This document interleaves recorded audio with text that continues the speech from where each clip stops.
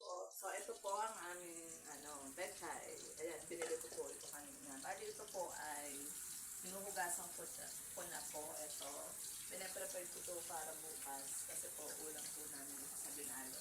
Ayan, magsisigang po ako bukas. Bali, ayan po.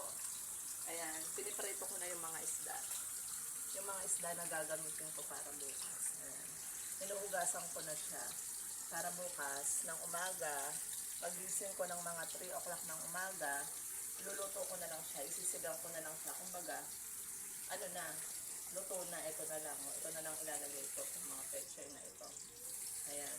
Bali, ang lulutuin ko po ay sinigang sa miso. Sinigang sa miso po ang iluluto ko bukas. Bali, ayan po, piniprito ko na po itong tilapia. Ayan. Ayan. Prito ko na po ito. Ayan. Ayan po.